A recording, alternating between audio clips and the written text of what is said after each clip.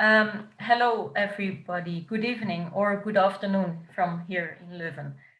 Thank you for inviting me to this international webinar. I feel really privileged to share some of my thoughts with you, and I'm glad that we are connected in this way.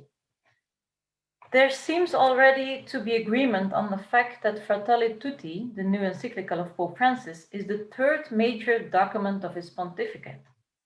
I don't take into consideration his first encyclical, Lumen Fidei, for it is no secret that this text was mainly written by his predecessor, Benedict XVI, and Pope Francis simply finished it.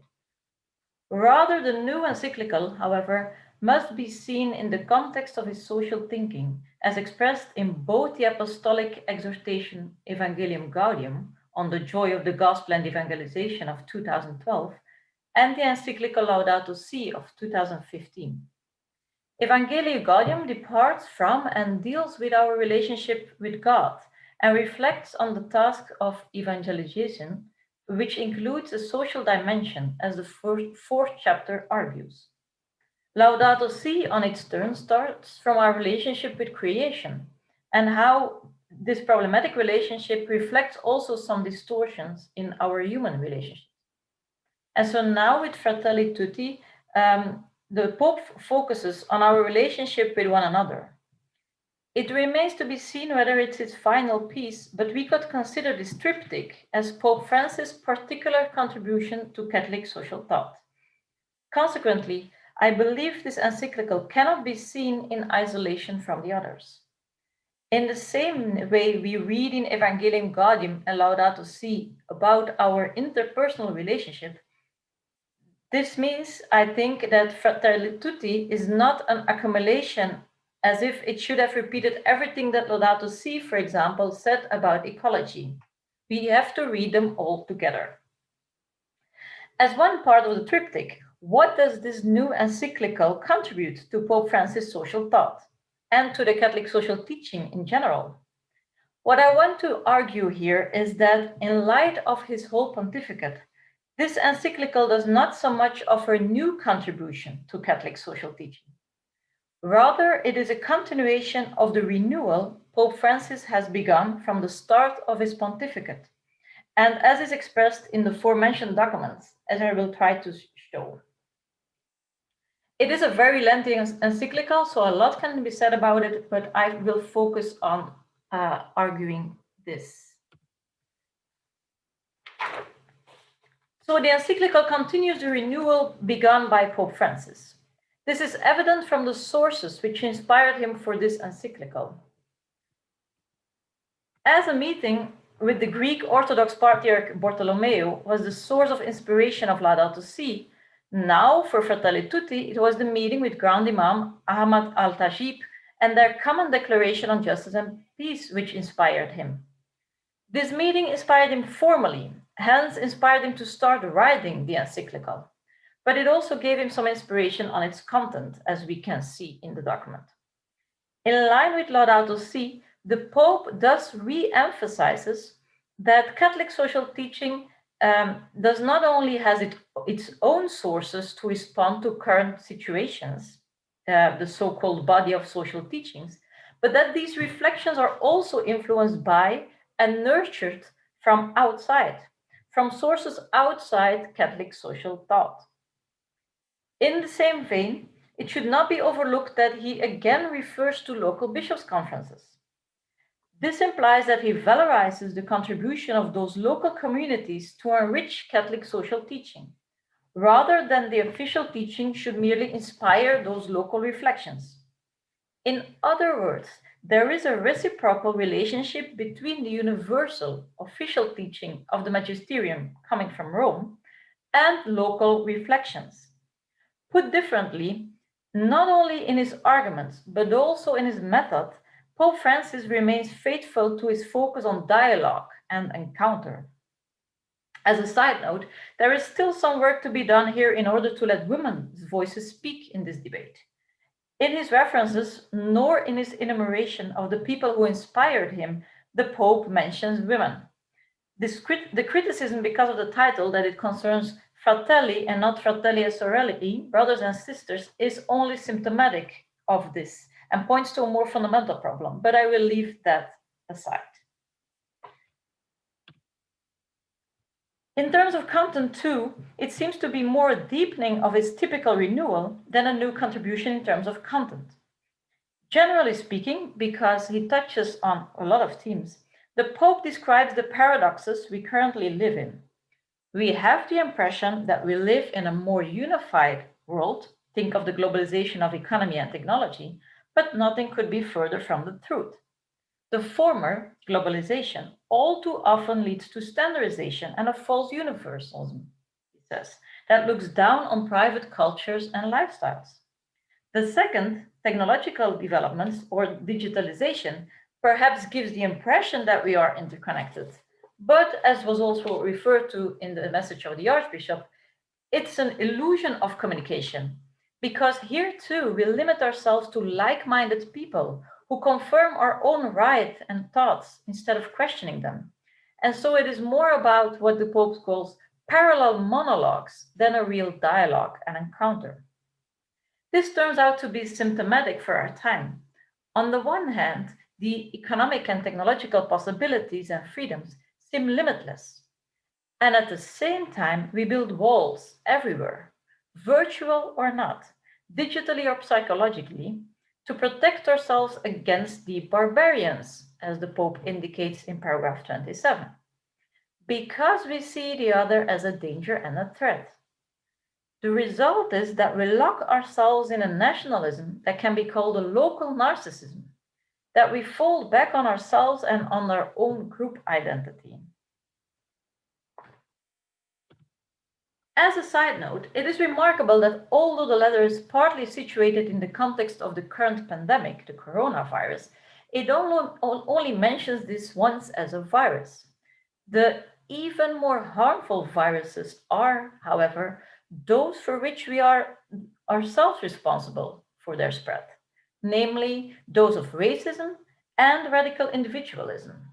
And I'm not going to read the quotes because it would take me too long, but I just refer to them in the paragraphs. You can read them as well. But here you see that he mentions racism as a virus, and he mentions radical individualism as a virus today. But there is a vaccine, although the Pope does not use that word himself.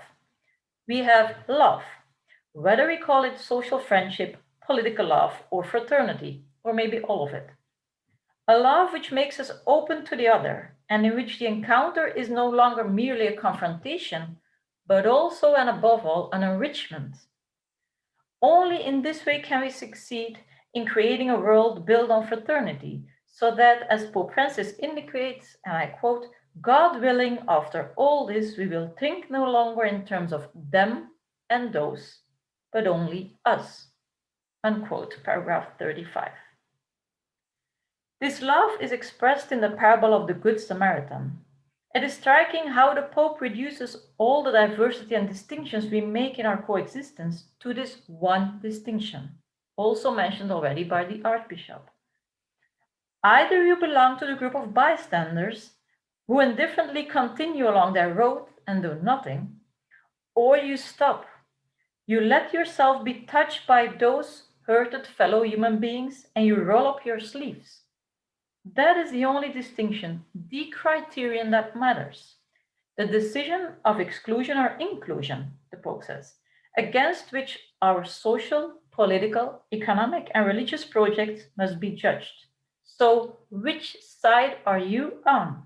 Is the implicit question that Pope Francis asks each of us here. Which side are we on? Which side am I on?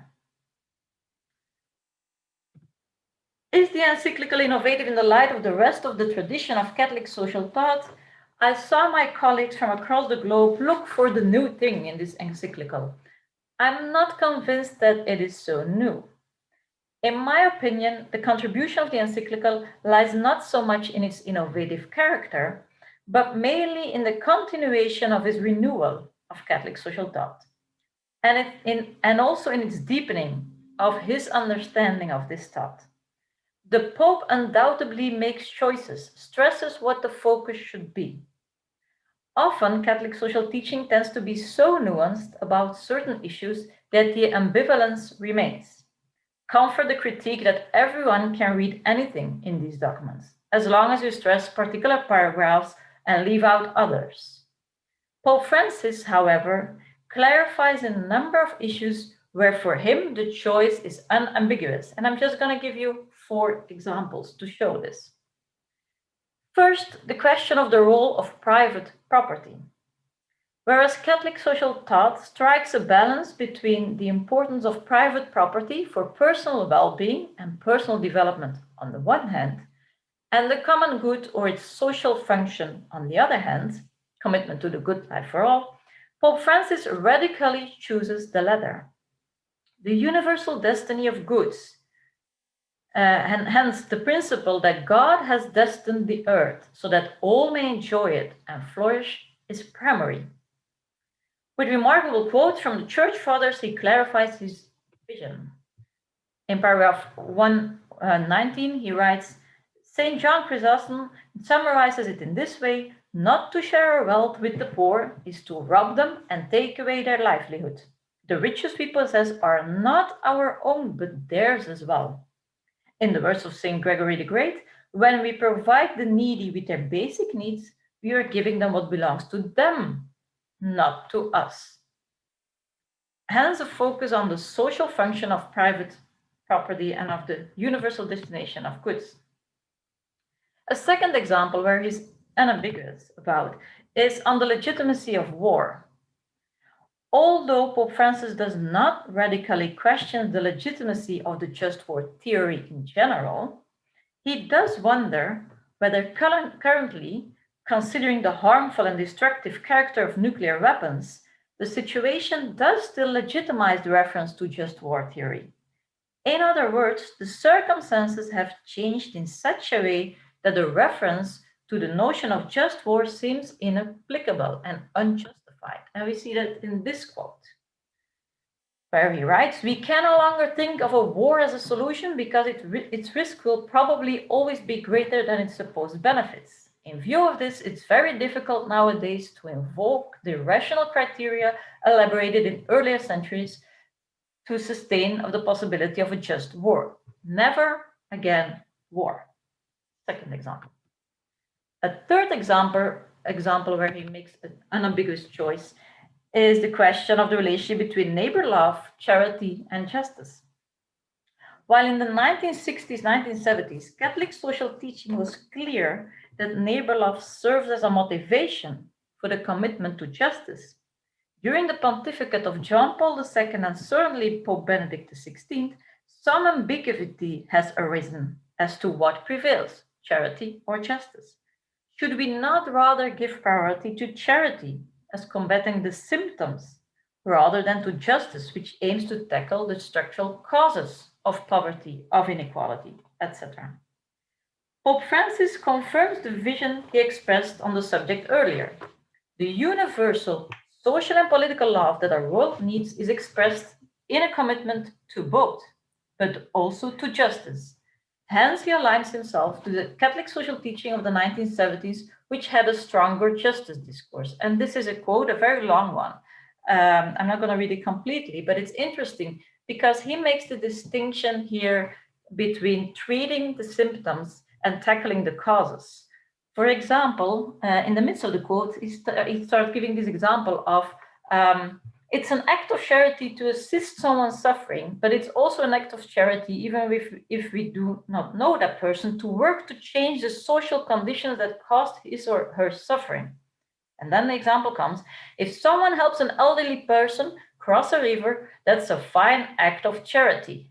Okay. The politician, on the other hand, builds a bridge, and that's also an act of charity. But tackling these more structural causes is an act of justice. So both go together. Last example where I think he's unambiguous is on the public role of the church.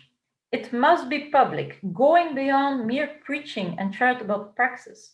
More than once, the Pope hints that our faith must be given substance in everyday reality, and thus in our actions. Moreover, it's an action that supports the construction of a more just and peaceful society. Hence this quote. And it was also referred to by His Eminence the Archbishop. The Church, while respecting the autonomy of political life, does not restrict her mission to the private sphere. And further on, he continues, neither can they renounce the political dimension of life itself, which involves a constructive attention to the common good and a concern for integral development. To conclude, viewed from the perspective of Catholic social thought, the analysis that love can be public and political, even more so should be public and political, may not seem so new. Just like his analysis that we have already come a long way with freedom and equality, but still fall short if we do not take fraternity into account.